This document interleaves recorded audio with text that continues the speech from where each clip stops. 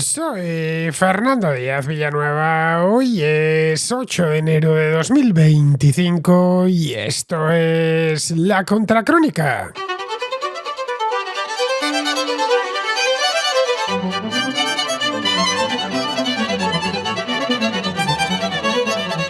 Este lunes, Justin Trudeau, primer ministro de Canadá, anunció su renuncia tras varias semanas de especulaciones y una crisis política que le tenía en jaque.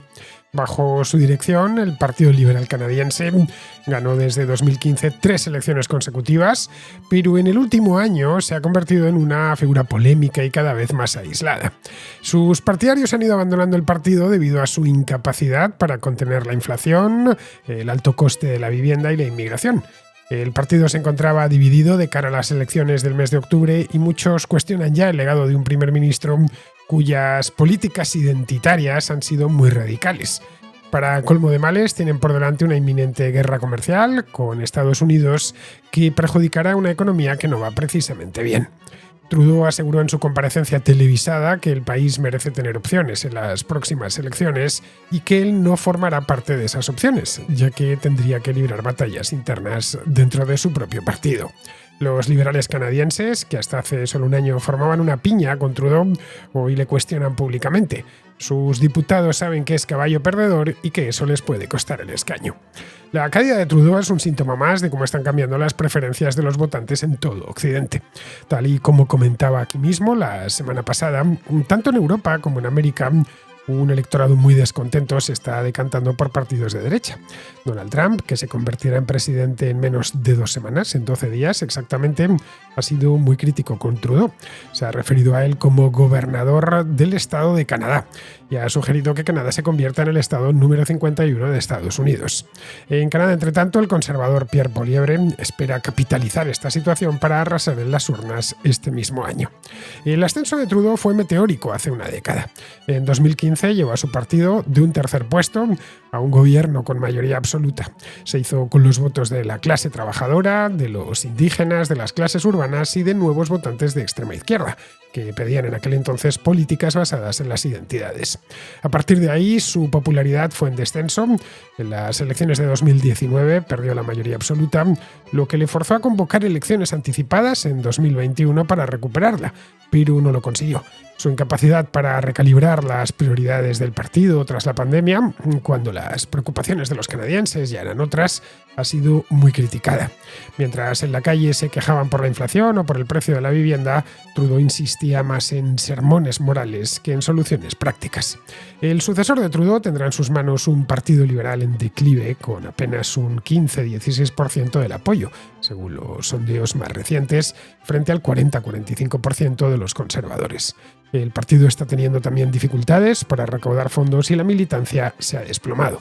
Su próximo líder tendrá poco tiempo para prepararse, ya que el Parlamento ha sido suspendido hasta el 24 de marzo. Luego ya podrá disolverse y se convocarán elecciones anticipadas, posiblemente en mayo, tras una moción de censura. A pesar de todo, hay varios candidatos interesados en suceder a Trudeau, como Mark Carney o Chrystia Freeland, cuya dimisión como ministra de Finanzas precipitó la última crisis. Para los conservadores de Poilievre la situación es inversa. Las encuestas les acompañan y están seguros de que podrán formar gobierno con mayoría absoluta.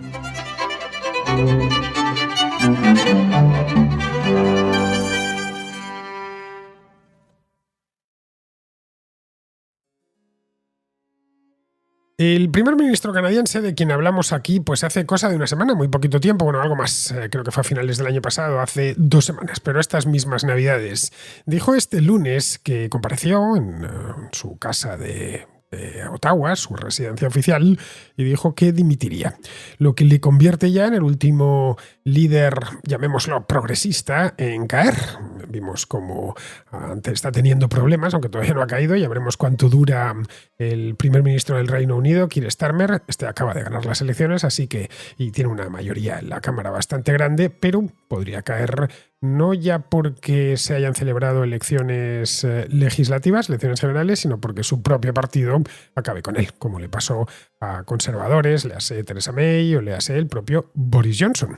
En las democracias parlamentarias basta con que un primer ministro pierda el apoyo de su propio partido, los apoyos parlamentarios, y se tiene que marchar. Así que el caso de Starmer podría ir por ahí, pero todavía no se atisba ninguna fisura atisba públicamente al menos ninguna fisura dentro del Partido Laborista.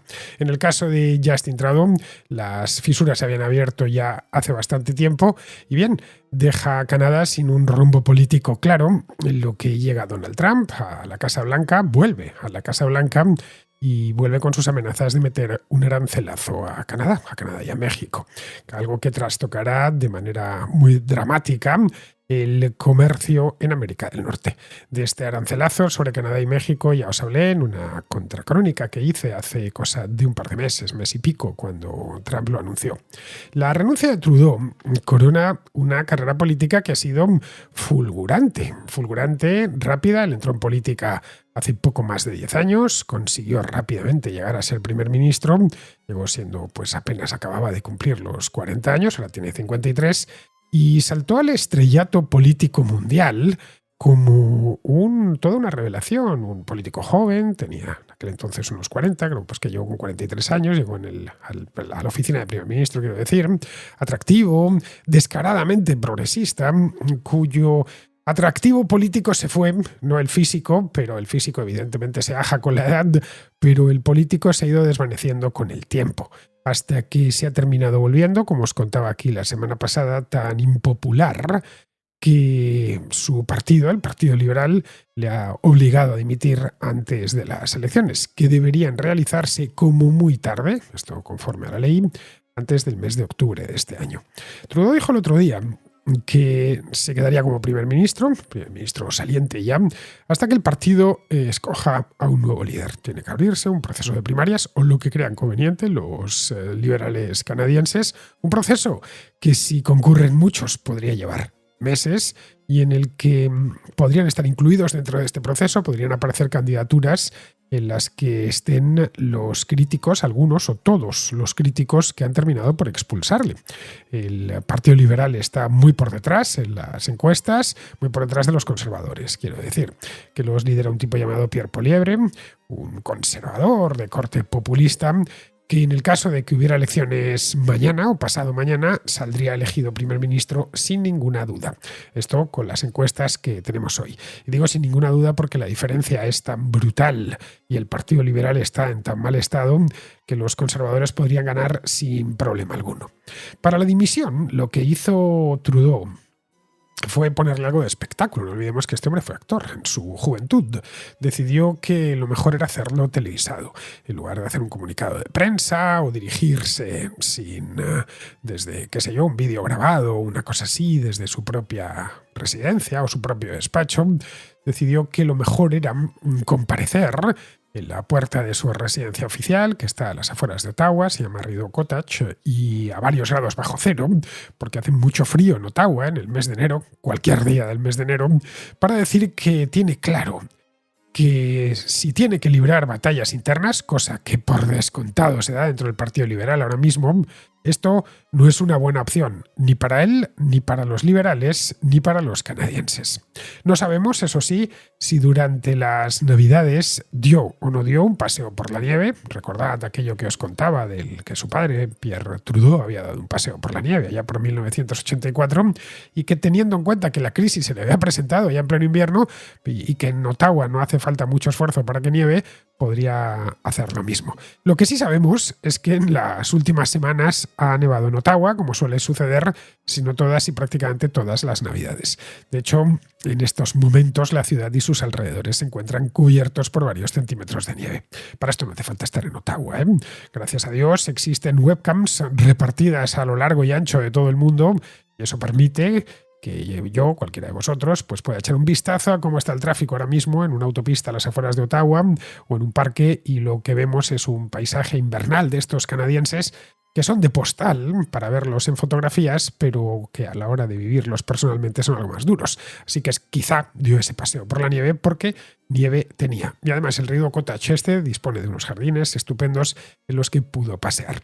Visto de forma así más general, Trudeau es el último abanderado de una serie de ideas, de ese consenso progresista, consenso posmoderno, que se impuso en Occidente hará cosa de 10, 15 años y es el último que sufre las consecuencias de una reacción negativa por parte de los votantes. A ver, aquí hay que dejar claro que Trudeau no ha llegado a perder las elecciones, pero en el caso de que hubiese insistido, por ejemplo, en presentarse para el mes de septiembre, octubre, cuando se tienen que celebrar, porque es cuando toca el calendario, o en el caso de que las hubiese anticipado, no sería algo nuevo, este hombre ya anticipó unas elecciones en 2021, las anteriores habían sido en el año 2019 y en lugar de esperar 2 años más hasta 2023, decidió que quería hacerlas en 2021, justo estaba saliendo ya Canadá, como el resto del mundo, poco a poco de la pandemia, pensó que sus encuestas eran buenas y que podría recuperar la mayoría absoluta.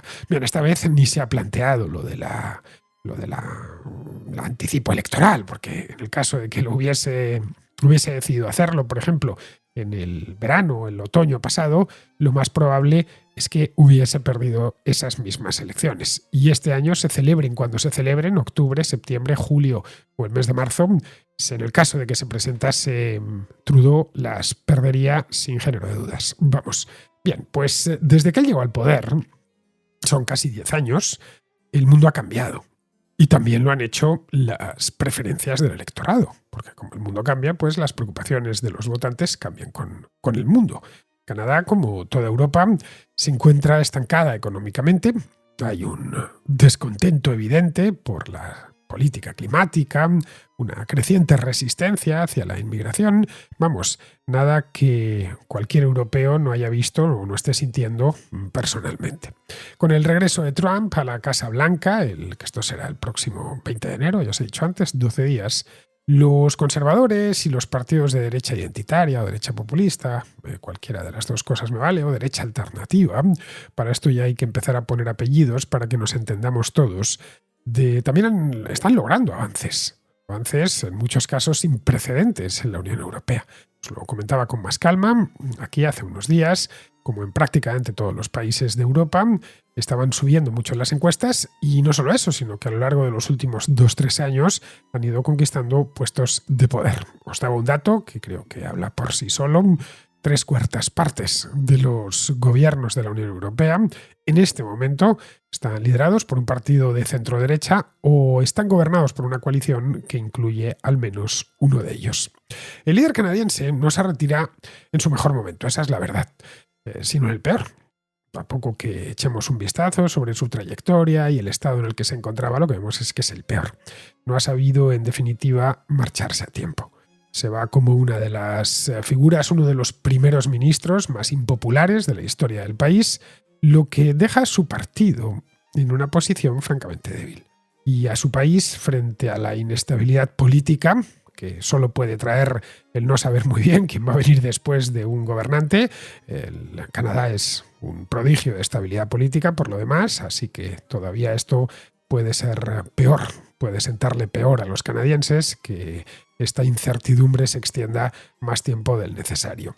Los votantes culpan a Trudeau por el aumento de precio, bueno, no solo aumento de precio, la escasez también, la escasez de vivienda, quiero decir. Una cosa y la otra están íntimamente relacionadas. Cuando hay escasez de vivienda y la demanda se mantiene, las viviendas tienden a subir. Esto está pasando en todo el mundo desarrollado. También ha habido otro problema añadido en el caso de Canadá y también en muchos países de Europa, y es que esta crisis de la vivienda ha venido agravada por las políticas migratorias, que en Canadá han sido especialmente laxas. Han metido mucha presión en el mercado inmobiliario. Han hecho que aumente la oferta y, por lo tanto, aumente la demanda, y ante la misma oferta, pues los precios han tirado hacia arriba. El resultado es que hoy comprar o alquilar una vivienda en Toronto, en Montreal, en Vancouver, en Ottawa, en Edmonton, en cualquier ciudad canadiense, es sensiblemente más caro que hace 5 años y mucho más caro que hace 10, cuando Trudeau llegó al poder. Su índice de aprobación, y esto creo que es un dato que ya dice mucho por sí mismo, ha caído hasta aproximadamente el 20%. Y el Partido Liberal, hoy por hoy, está por detrás de los conservadores en torno a los 20, 25 y en algunas encuestas 30 puntos porcentuales por detrás de los conservadores. El panorama no es que sea negro, es negrísimo y ante esto no le ha quedado otra que marcharse.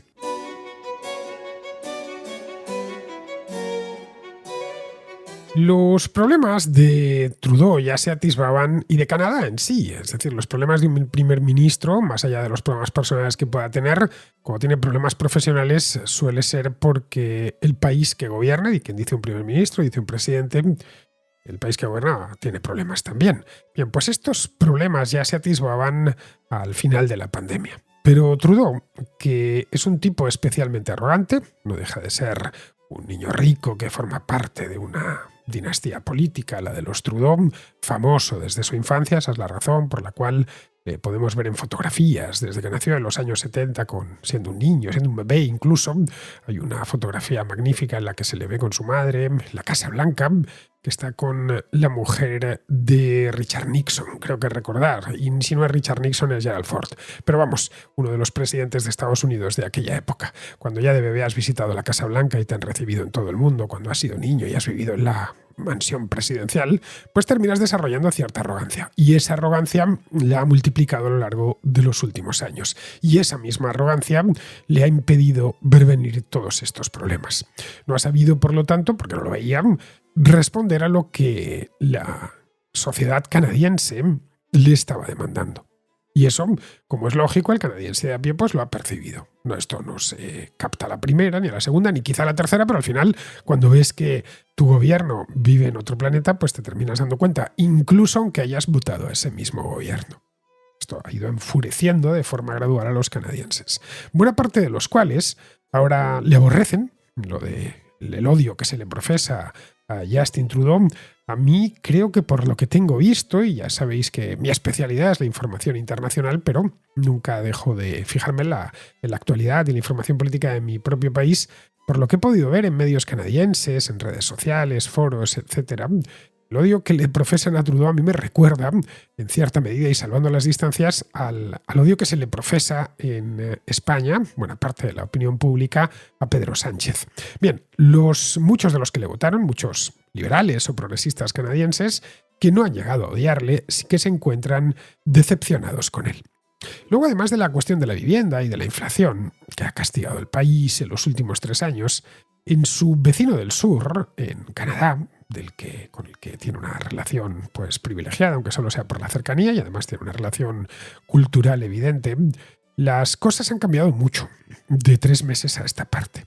Trump ganó las elecciones en noviembre, se convertirá en presidente dentro de 12 días y ha prometido, entre otras cosas, imponer aranceles bien altos, del 25% exactamente, a todos los productos que viajan de Canadá a Estados Unidos, que son muchísimos. Algo así como el 75% de las exportaciones canadienses van dirigidas a Estados Unidos. Bien, lo que dijo Trump era que no había ningún problema, que esto era revisable, pero eso sí, tenían que dejar de llegar drogas y a inmigrantes por la frontera norte. Esta amenaza, pero me preguntaréis, ¿realmente baja tanta droga y tantos inmigrantes de Canadá a Estados Unidos? Pues no exactamente. Pero esta amenaza iba más dirigida a México. Pero claro, eso no quita para que lo hiciese Trump extensivo tanto a mexicanos como a canadienses y vayan a sufrirlo en carne propia los canadienses. Como Trump no solo se conforma con dar, ya conocemos su estilo particular de hacer las cosas. Ya sabéis que con Donald Trump el golpe, la bofetada, digamos, al golpe le suele suceder la burla. Y en esto se las pinta solo.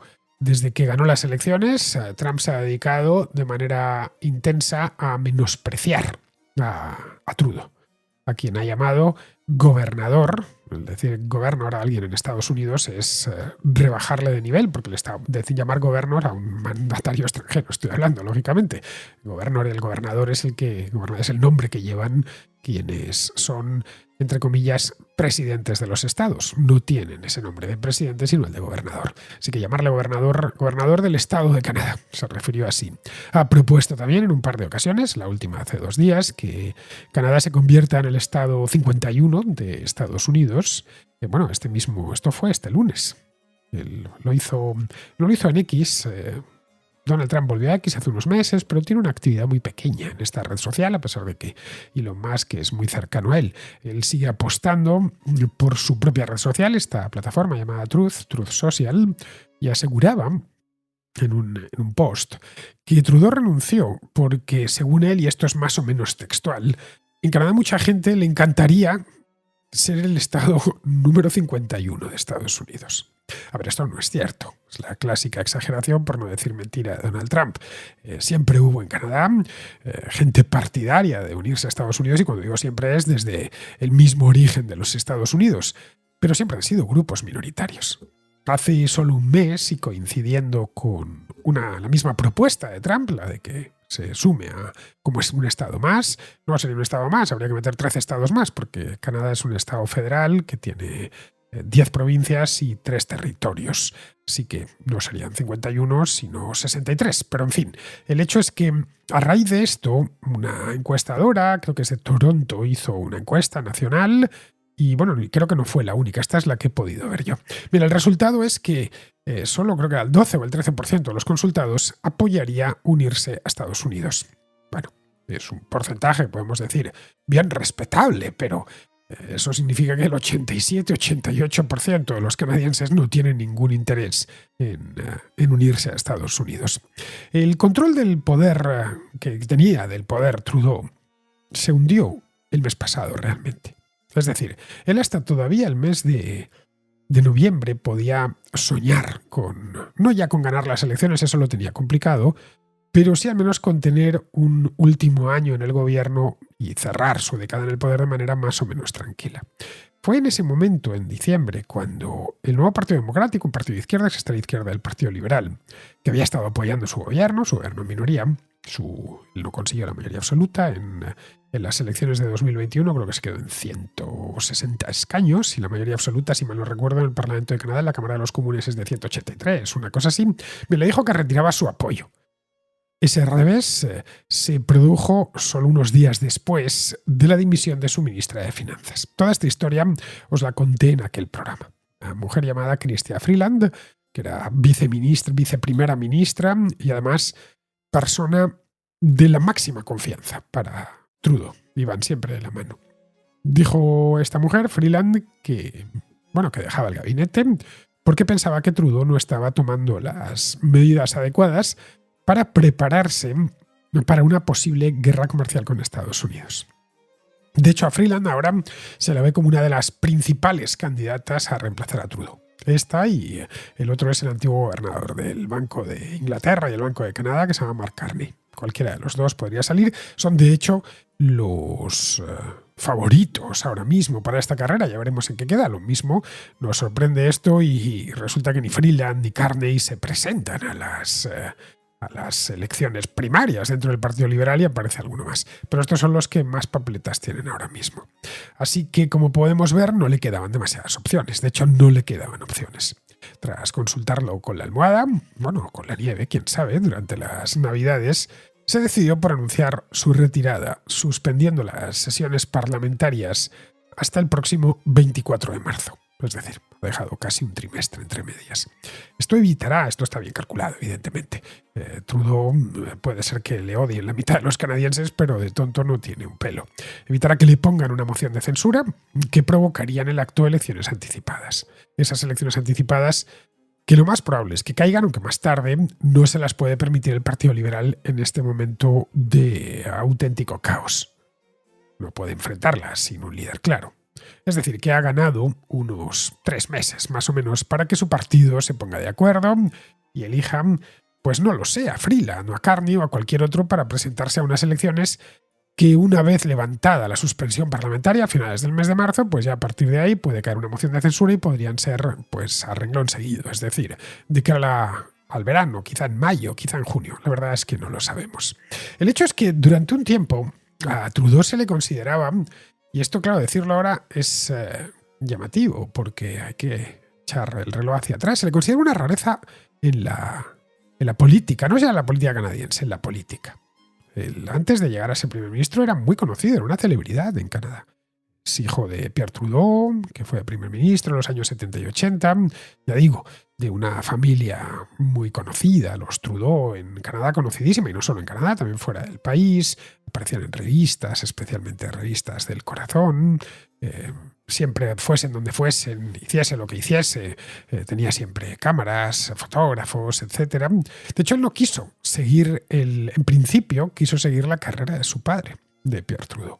Estudió literatura en la universidad y luego se dedicó a distintas actividades, pero no relacionadas directamente con la política. Fue actor, también se convirtió en portavoz de algunas causas nobles, era habitual en programas de radio y de televisión, militaba en el Partido Liberal por una cuestión familiar, pero no se podía decir que estuviese en política, que es algo bien distinto. Militar en un partido, tener simpatías por un partido no es lo mismo que estar en política y vivir de ella.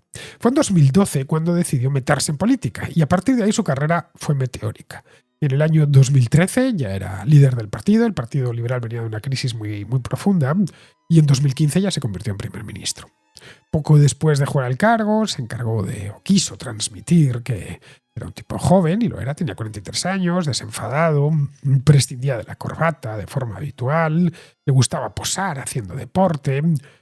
En torno al año 2015-2016, esto lo recuerdo a la perfección, era el político occidental de moda. En un país que también estaba de moda porque Canadá marchaba francamente bien, económicamente, y presumía además de estabilidad política. Canadá, de hecho, era el ejemplo que siempre se ponía de cómo se puede armonizar, y se sigue poniendo, de cómo se puede armonizar el sistema estadounidense con el sistema europeo. En el Foro Económico Mundial, el Foro de Davos, del año 2016, bueno, le recibieron entre aplausos, parecía una estrella de cine entrando allí. Todos querían hablar con él, todos querían tener una fotografía con él. Se comprometió a partir de ahí, no solo en el Foro de Davos, sino en las cumbres del clima, a convertirse en todo un referente en política climática. En muchos aspectos era peor que los europeos. Quería controlar las emisiones de gases de efecto invernadero de su propio país, se entiende, mediante la eliminación gradual de la industria del petróleo y del gas. Esto es chocante en un país minero como Canadá, porque una cosa es que Dinamarca diga que va a reducir emisiones, cuando en el caso de Dinamarca no tienen una sola refinería de petróleo. El petróleo refinado, es decir, la gasolina, el gasoil y demás, lo traen importado de Alemania o de otras partes. Tampoco tiene altos hornos, tampoco tiene explotaciones petrolíferas. Pero claro, que lo diga Canadá, donde un tercio de sus exportaciones son gas y petróleo, son puros hidrocarburos, esto es llamativo.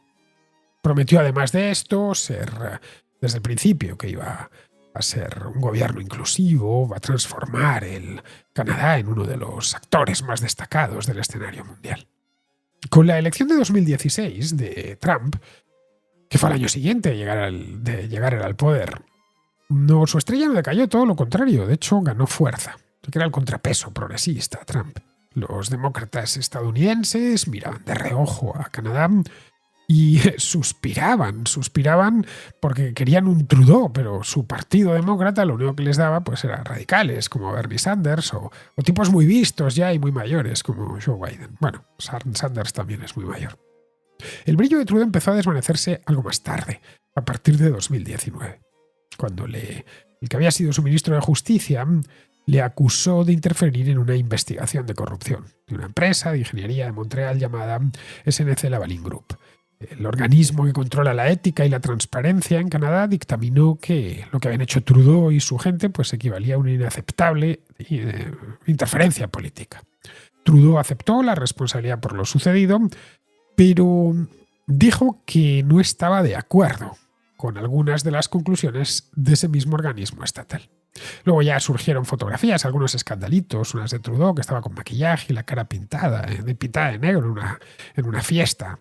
Esto acabó un poco con su reputación de inclusivo y de campeón woke, si queremos llamarle así. Esto los más radicales de su partido no se lo perdonaron, ya que eso se denomina blackface. Yo me enteré en aquel entonces de esto. Es decir, disfrazarse de negro y pintarse la cara, pues algo sin trascendencia alguna, pero bueno, que en estos tiempos supone eso que llaman apropiación cultural. Tocado por el asunto del Lavalin Group, y con los conservadores poco a poco ganando terreno, pues ya se resignó a gobiernos en minoría que le exigían. buscar apoyos en el Parlamento y hacer contorsiones para conseguir ese mismo apoyo. Quien ha aprovechado la decadencia de Trudeau ha sido Pierre Poilievre. Este es un político algo más joven, tiene 45 años ahora, que ha recurrido al mismo manual que ha movido a los populistas de derecha en Estados Unidos, al trumpismo, y no solo, también en otros países de Europa.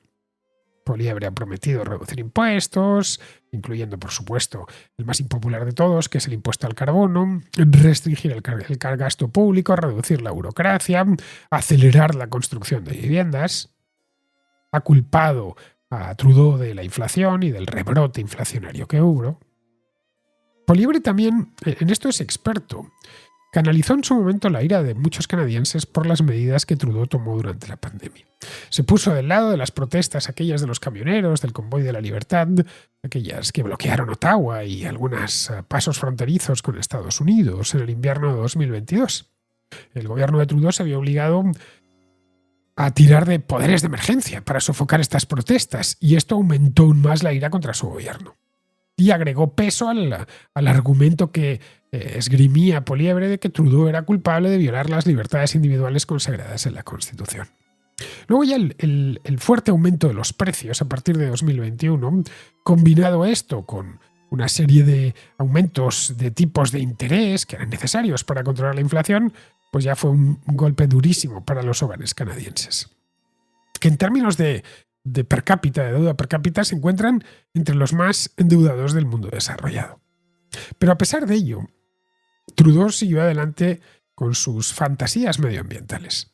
Siguió con lo del impuesto al carbono, cuando la gente estaba sufriendo para llegar a fin de mes. Simplemente no comprendió que lo que pasaba en la calle, algo que sí ha hecho Poilievre, y además Poilievre lo vio venir desde mucho antes. A principios de 2022, se podía ver como todos los políticos canadienses, los que están en Ottawa, por lo menos se pusieron en fila para criticar a este convoy de la libertad. Estaban todos diciendo que eso era un asalto a la democracia, etc. Bien, Poilievre fue uno que ya era diputado, fue uno de los pocos que no lo hizo. Se sumó a los camioneros y se sirvió de sus quejas sobre los confinamientos, las vacunas, la obligatoriedad de llevar mascarillas, para tejer un relato muy poderoso. El relato de que un primer ministro elitista y condescendiente y arrogante había perdido el contacto con la sociedad. En esta acusación de haber perdido el contacto con la sociedad y de vivir en otro lugar se le ha pegado a Trudeau hasta el último día. Lo de los camioneros era un síntoma de un malestar que estaba mucho más extendido de lo que la mayor parte de políticos canadienses se acertaban a ver. Poilievre no solo lo vio, sino que además se aprovechó de él. Se subió sobre esa ola de descontento. Tomó las formas y los mensajes de la derecha alternativa estadounidense y le ha funcionado, le está funcionando.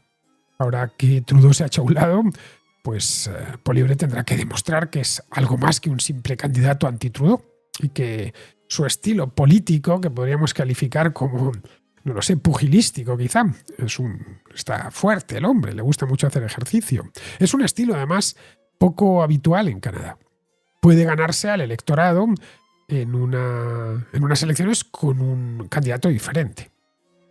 Poilievre es bien conocido en Canadá por el tipo un verbo muy afilado, un estilo muy mordaz. No tiene demasiado respeto por ciertas normas políticas en Ottawa, que son muy británicas.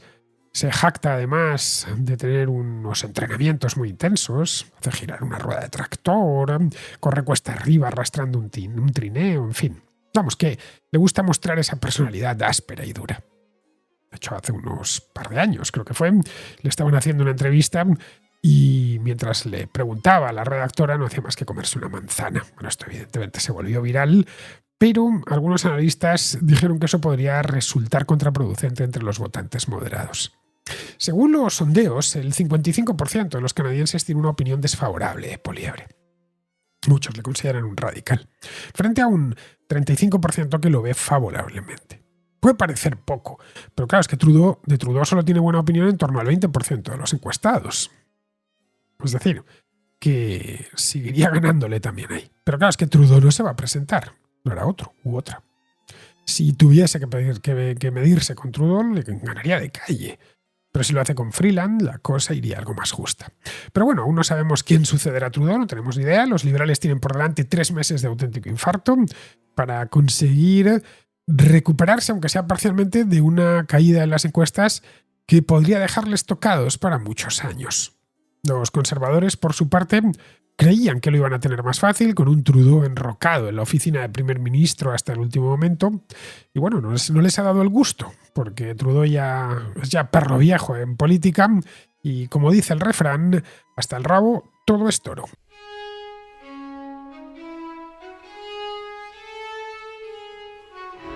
Vamos con la contrarréplica. Empezamos con Fernando, que es de Zaragoza y que nos habla de Trump, de Trudeau y de Canadá. Pues Fernando, estaba analizando un poco toda esta batalla entre la propuesta de Trump para que Canadá formara parte de los distintos estados de la Unión, que se pasara a ser el estado 51, si no me equivoco, y también la dimisión o la futura dimisión de Trudeau. Y estaba valorando los excesos de la cultura woke que ha habido en Canadá. En principio, Trudeau parecía una persona joven con una visión socialdemócrata de la sociedad, y creo que ha caído en un montón de excesos. Y después también los excesos que nos vienen con Trump, que, bueno, pues que le da igual decir una cosa que otra. No sé si también quiere comprar o anexionar Groenlandia o no sé. Quiero decir que al final estamos en una especie de populismo, de barbaridades y de sarcasmos y de cosas súper extrañas, que yo creo que elevan mucho o al revés, bajan mucho el nivel de la cultura y el debate político, generando una especie de aturdimiento en las personas que tenemos una visión un poquito más centrada. Me gustaría compartir con todos los contraescuchas esta reflexión y desearos un estupendo 2025 a todos. Un saludo. Es habitual eso de decir que el dato mata al relato, se dice muy a menudo, pero es que no es cierto. El relato siempre mata al dato. Os preguntaréis cómo puede ser eso posible. Pues por una razón muy simple, muy fácil de entender. La mayor parte de la gente, no digamos ya de la gente que está metida en activismos políticos, prefiere creer a saber. El relato consiste esencialmente en difundir impresiones y creencias, no en difundir hechos. Los hechos que se difunden son los que interesan, nada más. Donald Trump es un experto construyendo relatos y difundiéndolos.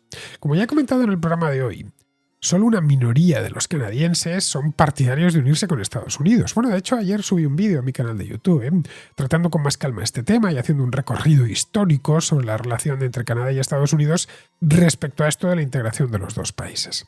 Ha habido muchas propuestas y, bueno, hace siglos incluso hubo intentos de que Canadá se incorporase a Estados Unidos como un estado más. Desde que en 1867 se formó el dominio de Canadá, que terminaría dando lugar a la Canadá independiente actual, pues ya no hubo intento alguno, más allá de propuestas durante la Guerra Civil estadounidense, y de vez en cuando surge alguno que comenta por encima la posibilidad de que ambos países se unan, pero realmente nadie se lo toma en serio, porque sería un asunto muy complicado de gestionar y para el que no hay ni mucho menos voluntad. La mayor parte de los estadounidenses no está de acuerdo y tampoco lo está la mayor parte de los canadienses. Pero bueno, soltar eso, aprovechando que hay una crisis política en el país de al lado, con un tipo que te cae especialmente mal, como es Trudeau, pues esto ocupa espacio en la prensa y ya con eso basta, y de eso habla la gente. Así es como se construye un relato. En los tiempos que vivimos, en los que todos estamos hiperconectados y la información llega hasta nuestros ojos a través de múltiples dispositivos y a todas horas, pues se puede martillear de manera muy efectiva con los relatos que les vengan gana a quien lo está difundiendo. Desde luego mucho más efectiva que hace 25 o 30 años, cuando toda la información nos llegaba a través de nuestra emisora de radio favorita, nuestro periódico de confianza, lo que contaban en el informativo de televisión y ya. Hoy, según encendemos el teléfono, nos está llegando información de todo tipo, ya sean medios de comunicación, usuarios individuales en redes sociales o directamente amigos y familiares, que nos envían cosas a través de Telegram o de WhatsApp. Caray, por eso vivimos en la edad de oro del relato. En eso la derecha alternativa estadounidense ha demostrado ser muy habilidosa. Bien, seguimos con Jordi, que es de Tortosa y que nos habla del accidente este que hubo en diciembre de dos petroleros rusos en el estrecho de Kerch, es decir, a la entrada del mar de Azov, al norte del Mar Negro. A ver, quisiera hacer un comentario a colación de una noticia que has pasado un poco quizás en diagonal, que es en relación al accidente de dos petroleros rusos en el Mar Negro, cerca del estrecho de Kerch, ¿no? Y lo quisiera también añadir a lo que tú, Fernando, has comentado alguna vez en algún episodio respecto a aquella flota petrolera en la sombra, con barcos antiguos, seguramente monocascos, sin cumplir normativas, y que seguramente deben viajar sin seguro o con seguros de países poco fiables, ¿no? Solo comentar que ha saltado la noticia, parece ser que uno de los dos petroleros se ha partido por la mitad y parece ser que el otro está a la deriva, que vete tú a saber lo que acabará pasando, ¿no?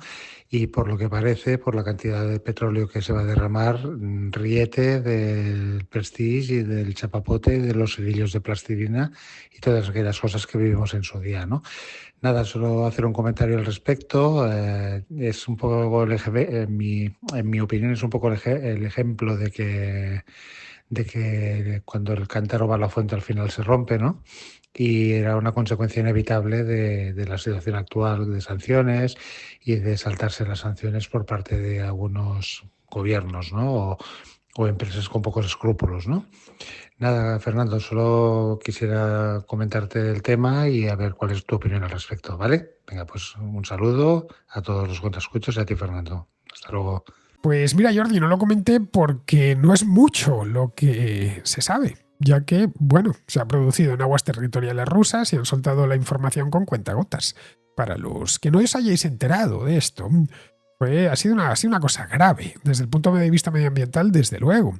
Esto sucedió a mediados de diciembre. Dos petroleros rusos sufrieron un accidente en el estrecho de Kerch debido a un temporal. Uno de ellos se partió en dos y se hundió. Y derramó, pues no sé, toneladas, algo así como 4 o 5 mil toneladas de fuel oil al mar.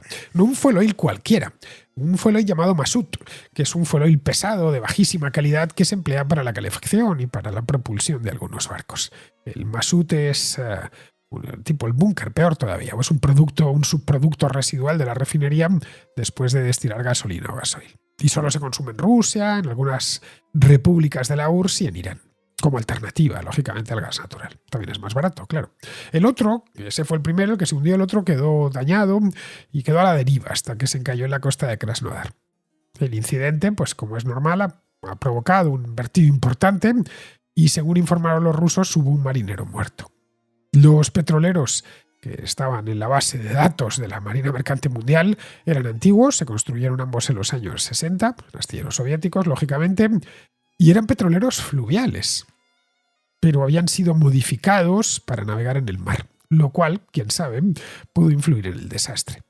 Pero vamos, no sabemos mucho más, porque la opacidad informativa de los rusos es absoluta. Han dicho que no pasa nada, que las operaciones de limpieza y de contención del derrame están en marcha, pero vamos, que no creo que tarde mucho en llegar ese fuel a otras zonas del Mar Negro, arrastrado por las corrientes.